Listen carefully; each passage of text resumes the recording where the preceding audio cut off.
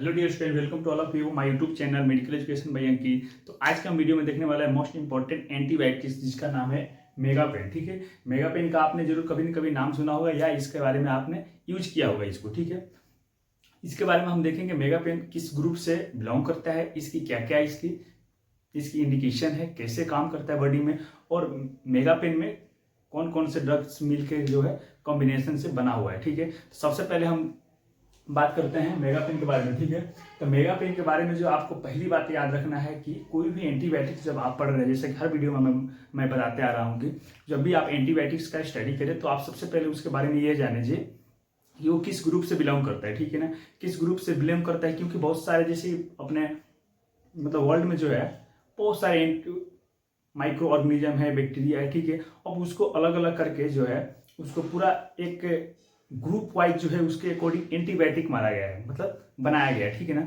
कैसा बैक्टीरिया हो, किस नेचर का हो, उसके अकॉर्डिंग जो है एंटीबायोटिक का प्रिस्क्रिप्शन होता है। ठीक है, तो यहाँ पे हम देखने वाले हैं कि मेगापेन के अंदर कौन कौन सी ड्रग है, मतलब कि एंटीबायोटिक मिली हुई है और वो कैसे काम करता है। ठीक है, सबसे पहले आपको बात याद रखना है कि megapen is belong to beta lactam antibiotics. ठीक ना, या बीटा लेक्टम एंटीबायोटिक्स ग्रुप से ये बिलोंग करता है। ठीक है, दूसरी बात आपको याद रखना है एम्पिसिलिन प्लस क्लोक्सासिलिन। ठीक है, एम्पिसिलिन भी एंटीबायोटिक है और क्लोक्सासिलिन भी एंटीबायोटिक। ठीक है, दोनों के कॉम्बिनेशन से मिलकर बनता है, जिसको जो है एम्पिसिलिन 250 mg का है और क्लोक्सासिलिन जो है 250 mg का, मतलब कि ये दोनों मिलकर क्या होगा कि 500 mg का आपको देखने को मिलता है टेबलेट के फॉर्म में। ठीक है, ठीक है, इसको आप बीडी दे सकते हैं या टीडीएस दे सकते हैं। बीडी का मतलब दिन में 2 बार, 24 घंटे में 2 बार, और टीडीएस का मतलब कि आपको 8-8 घंटे में देना है। ठीक है, इतनी बातें क्लियर है।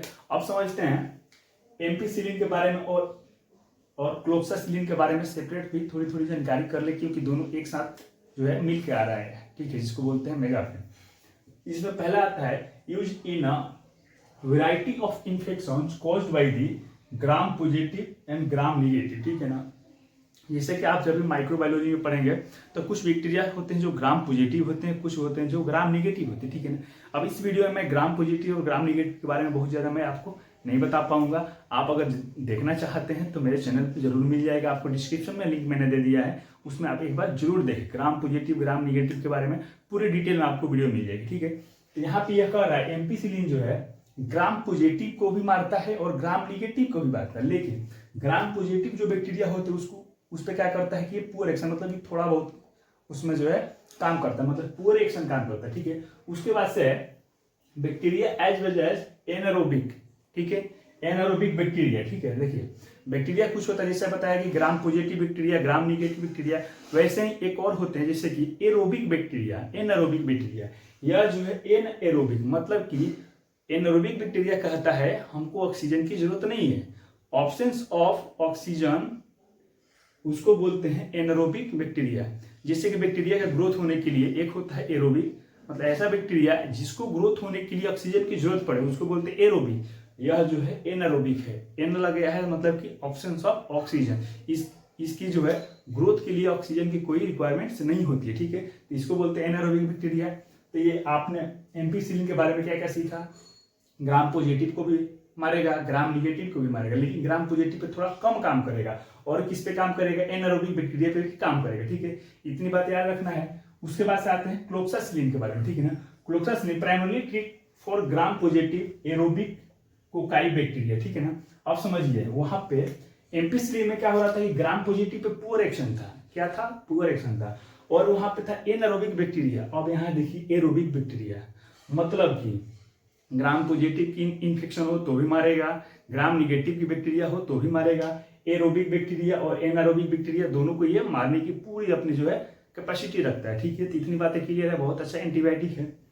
उसके बाद से समझते हैं इसका जो है मैकेनिज्म ऑफ एक्शन। ठीक है ना, एम्पिसिलिन और क्लोक्सासिलिन के बारे में दोनों सेपरेट लाइन देख लिए। उसके बाद से हम देखते हैं क्या इसका मैकेनिज्म ऑफ एक्शन की कैसे मारेगा। ठीक है ना, तो आपने टर्म सुना होगा बैक्टीरियोसिडाल और बैक्टीरियोस्टेटिक्स। बैक्टीरियोसिडाल का मतलब होता है कि ऐसा एंटीबायोटिक दें कि बैक्टीरिया को जो है किल कर दिया जाए, मतलब उसको डायरेक्टली उसको क्या कर दिया जाए, मार दिया जाए। ठीक है, और दूसरा टर्म आता है बैक्टीरियोस्टेटिक्स। बैक्टीरियोस्टेटिक्स का मतलब कि ऐसा एंटीबायोटिक जो बैक्टीरिया को किल नहीं करे, उसकी ग्रोथ को रोक दे, ठीक है। अगर उसको उसका जो ग्रोथ हो रहा है वो रुक जाएगा तो धीरे धीरे क्या होगा कि आपका बॉडी का जो इन्फेक्शन है वो ठीक हो जाएगा, ठीक है, ठीक है। तो इतनी बातें हैं। बैक्टीरियल सिगाल एक्शन करता है मतलब कि डायरेक्टली किल करता है। कैसे करता है? डिस्ट्रॉय दी बैक्टीरियल सेल वाल, ठीक है ना। जैसे कि सेल वाल जो है बैक्टीरिया को क्या करता है कि बैक्टीरियल सेल वाल को जो है उसको जो है प्रोटेक्ट करके रखते हैं, ठीक है। बैक्टीरिया के अंदर जितने भी ऑर्गेनेल्स है, डीएनए है, या मतलब जितने भी उसमें राइबोसोम्स है, तो उसको बचाने के लिए प्रोटेक्ट करता है सेल वाल, ठीक है ना। जैसे अपने बॉडी के है सेल वाल आपने पढ़ा होगा, साइटोप्लाज्म में पढ़ा होगा, ठीक है। वैसे ही क्या होता है बैक्टीरिया के अंदर भी होता है, क्योंकि बैक्टीरिया के अंदर भी कुछ ऑर्गेनेल्स होते हैं, ठीक है ना। उसको बचाने के लिए क्या होता है सेल वाल होता है। तो ये जो देंगे मेगापेन जो देंगे, बैक्टीरिया की सेल वाल जो है उसको क्या करेगा कि ब्रेक कर देगा, डिस्ट्रॉय कर देगा। तो डिस्ट्रॉय कर देगा तो जो है बैक्टीरिया जो होगा वो डेड हो जाएगा, तो आपका जो बॉडी का इन्फेक्शन है वो सही हो जाएगा, ठीक है। इतनी बात याद रखना। ये अपना क्या हो गया, मैकेनिज्म ऑफ एक्शन हो गया, ठीक है। उसके बाद से देखते हैं यूजेस, ठीक है ना। RTI रेस्पिरेटरी ट्रैक्ट इन्फेक्शन, ठीक है ना। रेस्पिरेटरी ट्रैक्ट इन्फेक्शन में कोई इन्फेक्शन हो, जैसे कि निमोनिया हो गया, ब्रोंकाइटिस हो गया, प्लूरल इफ्यूजन हो गया, ठीक है, उस कंडीशन में हम दे सकते हैं मेगापेन, ठीक है। उसके बाद से UTI, ठीक है, यूरिनरी ट्रैक्ट इन्फेक्शन, जो कि जिसका पॉजिटिव एजेंट होता है इकोलाई बैक्टीरिया, ठीक है ना। ज्यादातर ये फीमेल को देखने को मिलता है, ठीक है। उस कंडीशन में भी यूज कर सकते हैं। अब यहाँ पे मैंने सिस्टम का ही नाम लिखते हैं, एक एक डिजीज का नाम लिखते हैं, तो वो जो होता है लेक्चर जो है बड़ा हो जाता है। तो आप अपने कॉमन सेंस से आप इसको समझ सकते हैं कि सिस्टम वाइज हम आपको बता रहे थे ये, और आपको ईजी होगा, ठीक है।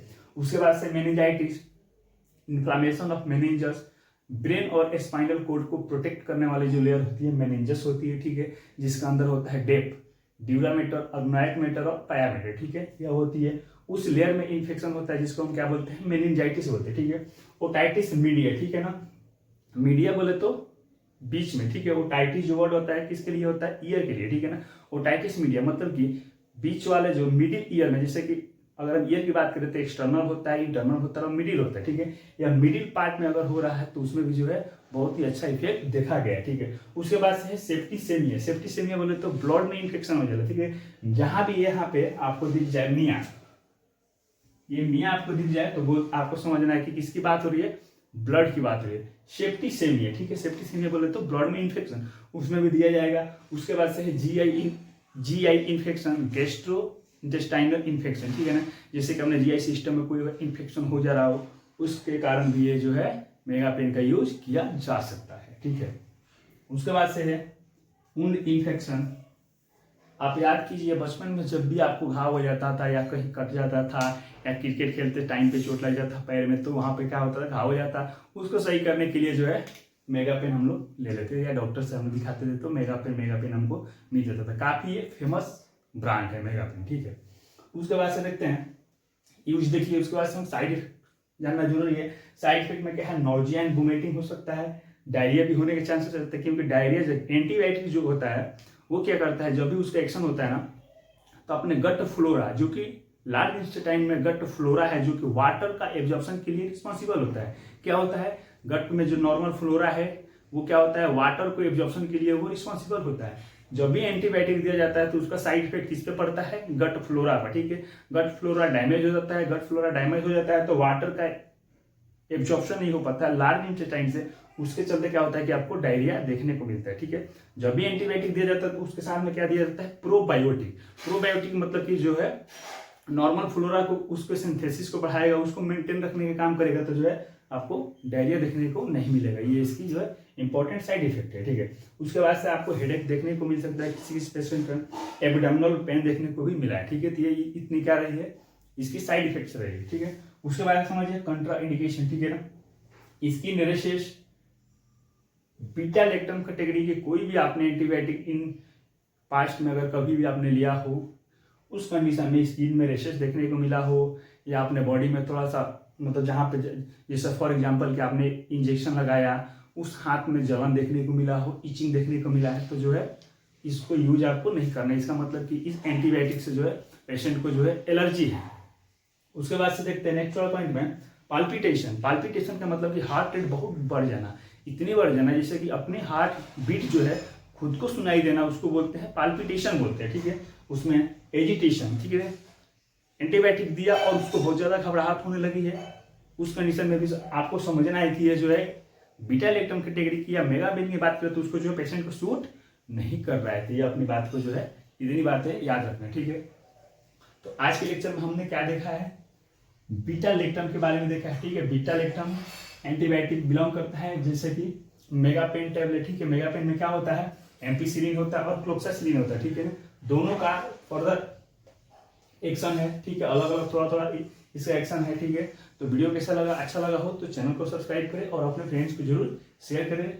लेक्चर से रिगार्डिंग कुछ भी डाउट हो तो आप जरूर कमेंट्स करके क्वेश्चन करें, आपको जवाब जरूर दिया जाएगा। धन्यवाद, फिर मिलते हैं नेक्स्ट वीडियो में बहुत जल्द।